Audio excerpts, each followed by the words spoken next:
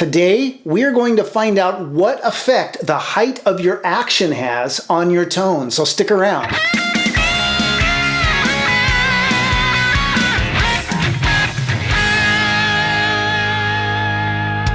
Hey Warmothians, it is Aaron at Warmoth, and this is the Pepto-Bismol caster of tonal discovery. And if you're not familiar with the Pepto-Bismol caster of tonal discovery, it's one of the guitars I use to conduct experiments in tone. And today I'm going to be conducting one such experiment. Right now I have the action jacked as low as I can possibly adjust it and have it still be reasonably playable. And I'm going to record some clips, and then I'm going to do the opposite. I'm going to jack the action up as high as I can possibly adjust it for it to still be reasonably playable, and I'm going to record some more clips. And of course I will be adjusting the height of the pickups relative to the height of the strings so that that's not a variable. And I will go over all the measurements for the action that I'm using and stuff after the clips. But for now I just want to go straight into the clips, so here we go.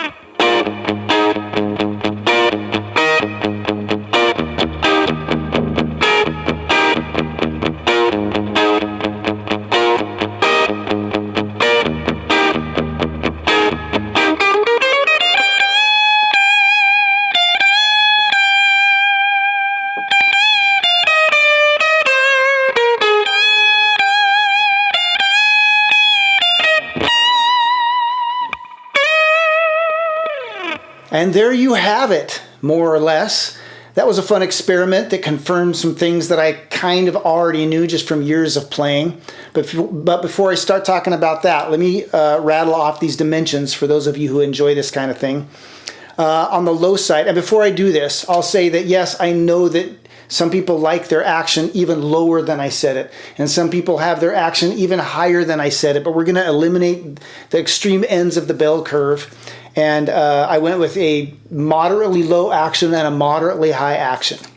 So on the low side, I had the low, one other thing I should say is that I measured from the top of the 12th fret to the bottom of the string for all of these action dimensions.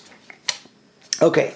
So on the low side, the high E was set at 4/64ths, or roughly 1.7 millimeters, and the low E was set at 6/64ths, or roughly 2 millimeters. And then on the high side, the high E was set at 7/64ths, or roughly 2.5 millimeters, and the low E was set at 9/64ths, or roughly 3 millimeters. So again, I think that's a moderately low action and a moderately high action, taking out the extremes on either end. And yeah, like as far as comparing the clips, I hope you were able to hear a difference. I certainly was. On the low side, there's this plinkiness, where on the high side, the notes ring through clear and clean. But more than that, there's a tonal difference. It's almost like when you have your action set too low, you're running your guitar through a high pass filter, and all that low end goodness disappears. And when you raise your action real high, all of a sudden everything sounds fuller because your low end comes back. Now, that's not to say that you just go out and set your action as high as you possibly can right away, because high action has downsides as well. And I should say that I did not adjust the intonation at all. All I did was raise the saddles up and down. When you start raising your action too high, you start to run into intonation wonkiness, because when you press down the strings to fret notes, the string is traveling a lot further than when your action is very low. So if you want really high action, that's at the loss of some intonation accuracy, I guess you would say. But of course, setting your action is a very personal thing, and it really depends a lot on your playing style. I like to bend notes a lot, so I can't set my action too low, or it makes it difficult for me to bend notes because I can't get my finger under the strings very well. Or when I do bend, I catch the next string under my finger sometimes when I don't mean to. So a little bit higher action makes it easier to bend strings, I think. Lower action makes it easier to play fast, legato, fluid runs and stuff. It's a trade-off. It's a balancing act, and action has always been that way. And that's why it's so unique from guitar player to guitar player, because some people hit the strings hard, some people hit them softer, some people like to bend a lot of notes, others don't. Some people like to tap, others don't. So this video was really to show the extreme ends and show the differences, but it's not to suggest that you should set your action any particular place. You should set your action where it works for you, where it works for your playing style. And the other thing I did is I recorded both. I recorded all the riffs on the bridge pickup only, and I did them clean and with a little bit of gain, because a lot of subtleties disappear once you have some gain going on, and I wanted to see that. But also, I think some differences become more apparent with a little gain.